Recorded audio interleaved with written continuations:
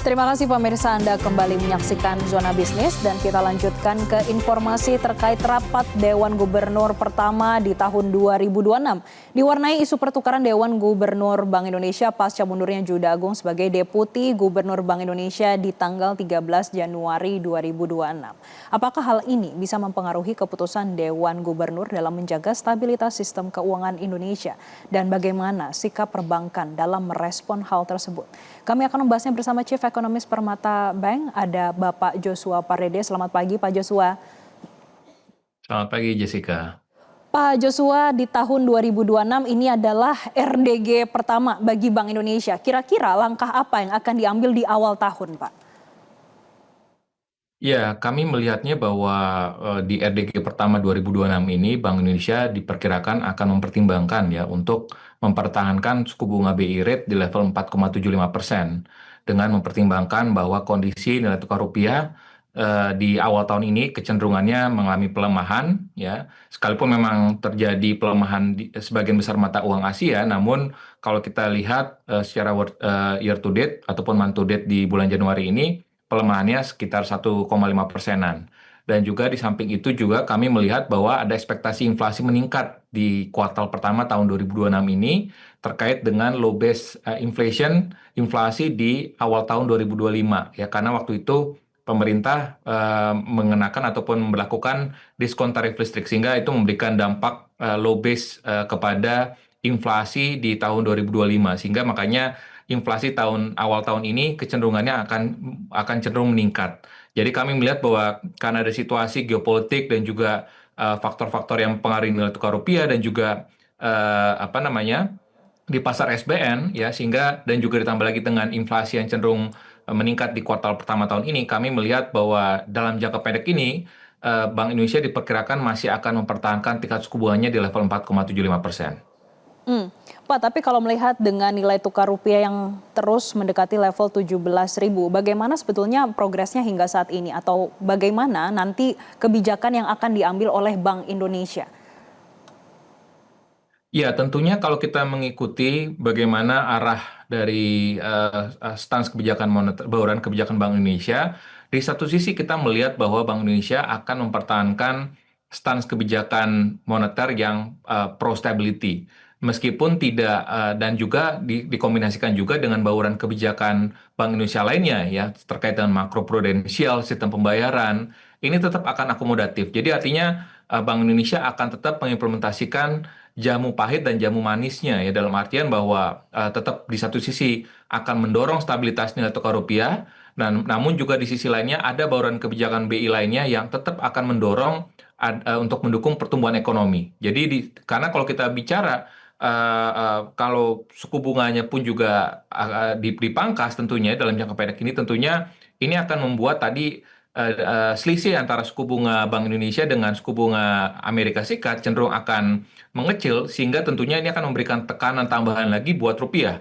Dan kalau kita lihat lebih jauh lagi, para pelaku usaha dan juga para pelaku ekonomi lainnya yang mungkin sebagian besar pelaku industri manufaktur yang notabene bahan bakunya adalah impor, ini tentunya akan terekspos ya risiko peningkatan dari biaya impor yang meningkat kalau rupiahnya makin melemah. Jadi tentunya kami melihat bahwa untuk dalam jangka pendek ini BI akan lebih fokus untuk mendukung stabilitas, namun tidak melupakan juga ya, tidak mengabaikan juga bauran kebijakan yang untuk mendukung pro growth-nya juga gitu. Jadi makanya bauran kebijakan ini akan tetap dipertahankan untuk menyeimbangkan stabilitas dan juga pertumbuhan ekonomi.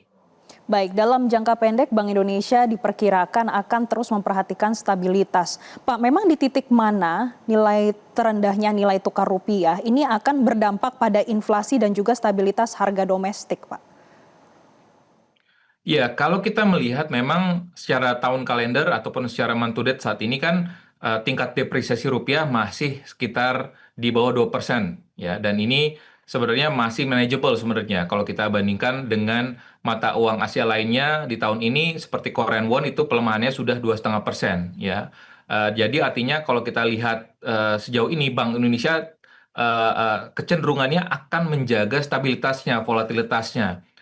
Bank Indonesia tidak pernah menjaga rupiah di suatu level tertentu ya, karena kalau kita bicara kalau bicara faktor fundamentalnya, kalau kita lihat dari cadangan devisa di mana di akhir tahun lalu terakhir datanya menunjukkan bahwa cadangan devisa Bank Indonesia cukup tinggi ya, 156,5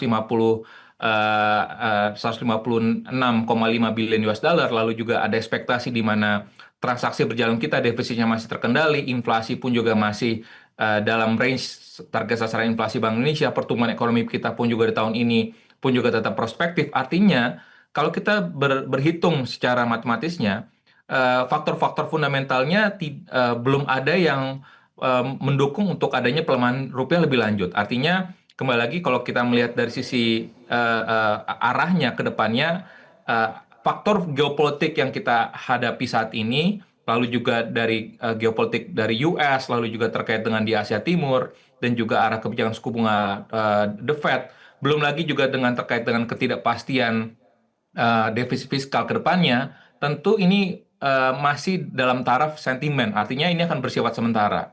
Dan mungkin yang perlu kita lihat lagi adalah bagi para bagi masyarakat awam ataupun masyarakat umum, sebenarnya tidak perlu khawatir ataupun concern ya terkait dengan pergerakan nilai tukar rupiah ini, karena kembali lagi kalau pendapatan kita dalam rupiah dan belanja sehari-hari kita dalam rupiah, sepertinya kita tidak terekspos cukup besar pada pergerakan nilai tukar rupiah. Ya, kalaupun memang tentunya ada barang-barang konsumsi yang kita impor, tentunya kita mungkin harus kurangi ya supaya tidak terekspos cukup besar sehingga dampaknya kepada masyarakat ini tidak terlalu besar. Jadi makanya akan cukup besar tadi dampaknya kalau pelemahan rupiah ini lebih lanjut, ini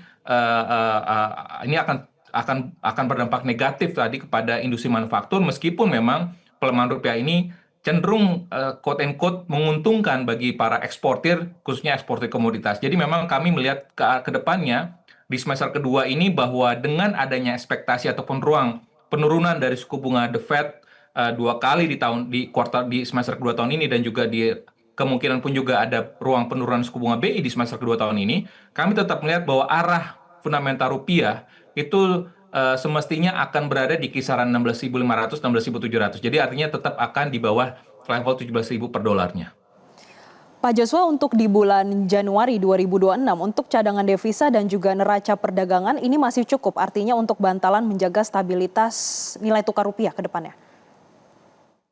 Ya, kalau kita lihat dari sisi kecukupan cadangan devisa, ini masih cukup melampaui dari standar internasionalnya, ya, di mana kalau kita lihat yang seperti yang dilaporkan oleh Bank Indonesia bahwa cadangan devisa Bank Indonesia itu tadi 156,5 miliar US dollar, artinya ini sudah di atas dari ambang batas untuk pembayaran impor dan juga utang luar negeri pemerintah gitu ya. Jadi artinya dari sisi kecukupan cadangan devisa saya lihat ini masih tetap terkendali ataupun masih tetap memadai gitu ya. Dan Bank Indonesia pun juga tetap berada di pasar, tetap melakukan triple intervention untuk melakukan langkah-langkah stabilisasi. Dan kalau kita lihat kan ini bahkan untuk pembayaran impornya tadi mencukupi 6,4 bulan, untuk pembayaran impor dan pembayaran utang luar negeri pun juga 6,3 bulan gitu. Jadi artinya ini dia jauh di atas kecukupan ataupun minimum yang dipersyaratkan oleh lembaga internasional. Jadi makanya kami tetap melihat bahwa ini akan tetap menjadi bantalan yang untuk mengonfirmasi supaya tidak terjadi capital flight yang signifikan. Namun kembali lagi isunya ini kembali lagi adalah sentimen dan juga tadi faktor fiskal yang harus dijawab. Jadi tentunya bagaimana pemerintah mengkomunikasikannya juga kepada para investor agar investor asing khususnya ini semakin confident bahwa defisit fiskal dan juga bagaimana independensi Bank Indonesia ini tetap akan dipertahankan, sehingga kalau confidence level dari investor asing ini dipertahankan, tentunya aliran modal asing khususnya di pasar obligasi ataupun SBN ini akan kembali masuk, dan harapannya bahwa nilai tukar rupiah pun juga akan kembali menguat lagi. Baik, sekarang kita akan melihat dari sisi bagaimana pasar dan juga investor, Pak Joshua. Karena dalam 2 hari terakhir ini kita mengetahui bersama salah satu Deputi Gubernur Bank Indonesia, Juda Agung, mengundurkan diri dari tanggal 13 Januari 2026. Apakah ini juga mempengaruhi dari rapat Dewan Gubernur itu sendiri, Pak? Ya, tentunya dengan pengunduran diri dari Pak Yuda, tentunya kami tetap melihat bahwa keputusan rapat Dewan Gubernur Bank Indonesia ini tetap akan diambil secara kolektif. Ya, artinya harapannya apapun nanti, sekalipun memang secara kolektif musyawarah mufakat itu berkurang satu suara, tapi kami melihat bahwa dengan kecenderungan tadi bahwa kondisi geopolitik risikonya masih tetap tinggi dan juga kondisi pelemahan rupiah dan juga ada ekspektasi inflasi di awal tahun ini kecenderungan meningkat, kami tetap melihat bahwa dan juga konsensus market juga cukup konvergen ya untuk melihat BI mempertimbangkannya untuk mempertahankan suku bunganya di bulan ini. Sepertinya kami melihat bahwa pengunduran diri Pak Yuda tidak berpengaruh cukup banyak ya kepada bagaimana nanti keputusan dari RDG di hari ini. Tidak akan berpengaruh banyak. Pak Joshua, selanjutnya kami juga ingin mengetahui tadi Bapak menyebutkan bagaimana geopolitik ini masih akan menekan. Nah, dari faktor geopolitik ini Pak, sebetulnya seberapa kuat ekonomi domestik kita untuk menjadi bantalan ataupun menahan dari sentimen eksternal itu sendiri? Ya, tentunya kalau kita melihat bagaimana transmisi ataupun spillover ya dari paparan dari risiko misalkan Venezuela ataupun Greenland, ini memang kami melihat bahwa dampaknya tentunya akan berdampak kepada di pasar keuangan ya. Dan kalau kita melihat misalkan seberapa kuat tadi salah satunya adalah cadangan devisa. Lalu yang kedua adalah bagaimana tingkat dari sisi ketergantungan ataupun porsi dari investor asing di equity ataupun di pasar saham dan di samping itu juga misalkan kepemilikan investor asing di SBN yang dimana kalau kita lihat kecenderungannya relatif tidak sebesar misalkan sebelum pandemi. Artinya kalau kita melihat dari sisi kerentanannya sebenarnya kita tidak lebih rentan ya dibandingkan periode sebelum pandemi gitu ya karena kepemilikan investor asing di SBN-nya relatif cukup cenderung mengalami penurunan karena tadi investor domestiknya kecenderungannya mulai meningkat ya kepemilikannya dan juga meskipun memang kita perlu antisipasi juga kepemilikan investor asing di saham ini masih cukup tinggi ya masih berimbang dengan investor domestiknya sehingga kita perlu mencermati juga bagaimana langkah-langkah hal-hal tersebut bisa dimitigasi. Namun kembali lagi kami meyakini bahwa dalam KSSK, Kementerian Keuangan, Bank Indonesia, OJK, LPS pun juga sudah menyiapkan ya bantalan-bantalan crisis management protocol, lalu juga bond stabilization framework yang dimana ini diharapkan akan bisa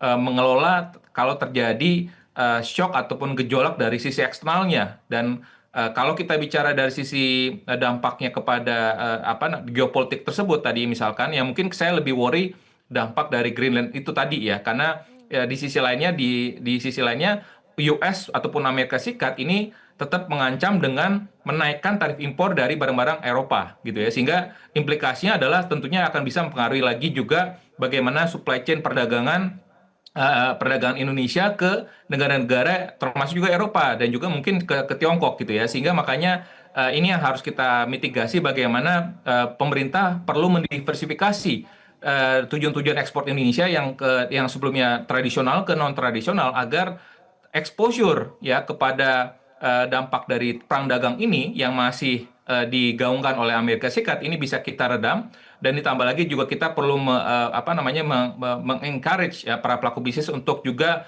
mendiversifikasi ya rantai pasok globalnya agar tidak terfokus pada satu negara saja sehingga dampaknya apabila terjadi gejolak secara terjadi konflik perang tentunya ini bisa kita redam ataupun dampaknya kita bisa mitigasi sehingga harapannya seperti itu yang bisa kita lakukan untuk bisa dalam hal investasi dan juga dalam hal perdagangan.